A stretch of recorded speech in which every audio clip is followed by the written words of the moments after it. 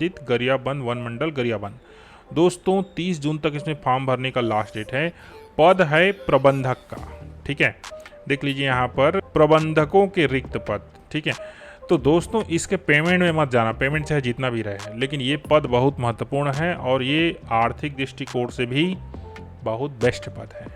चलिए जानते हैं क्या क्या इसमें डिटेल्स हैं।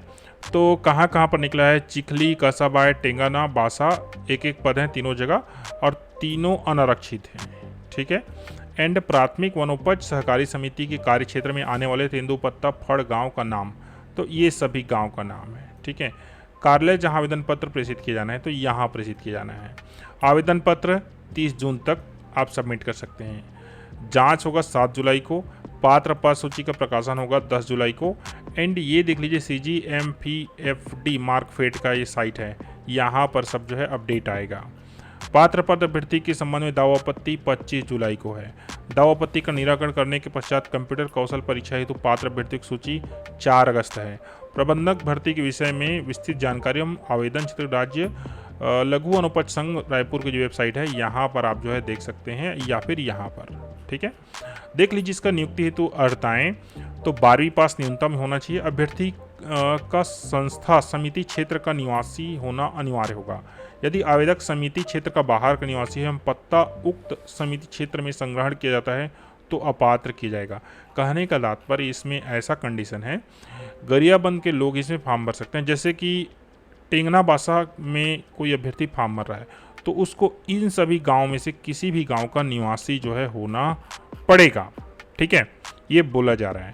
यह आवश्यक होगा कि अभ्यर्थी संस्था समिति क्षेत्र के ऐसे संग्राहक परिवार से हो जिसने नियुक्ति के पूर्व के 5 वर्षों में कम से कम 3 वर्षों में प्रत्येक वर्ष न्यूनतम 500 गड्डी तेंदुपत्ता संग्रहण का कार्य किया हो।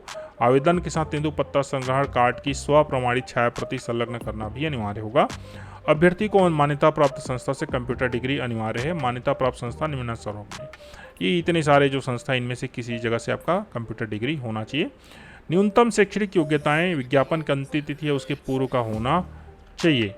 शासकीय संस्था में कार्यरत हैं तो NOC देना पड़ेगा। आवेदन पत्र में आवेदक का फोटो एवं सूचीबद्ध किए गए समस्त प्रमाण पत्र व दस्तावेजों की स्वप्रमाणित छायाप्रति संलग्न करना आवश्यक होगा।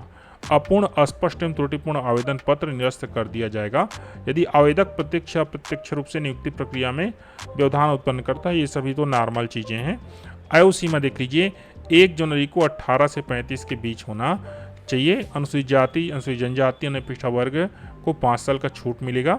एंड महिला है तो 10 साल का छूट यहाँ पर अलग से मिलेगा। अन्य अर्हताएं, मानसिक तथा शारीरिक रूप से स्वस्थ हो।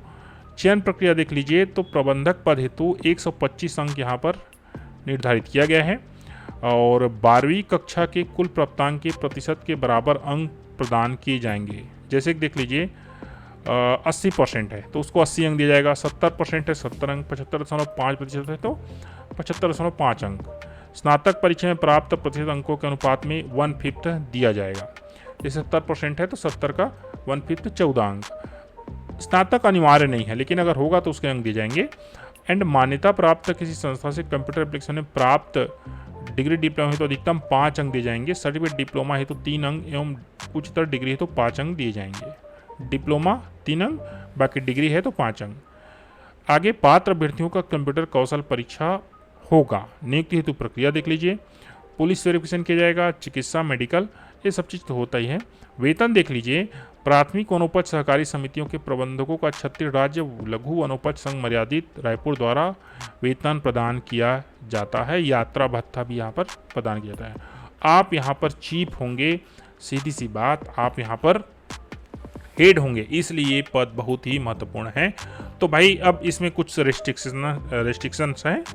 ये इतने जगह के निवासी अभ्यर्थी है, इसमें फॉर्म भर सकते हैं। तो गरियाबंद वाले अगर इन सब किसी भी गांव में रहते हैं तो यहाँ पर आवेदन फॉर्म जरूर आप सबमिट करना।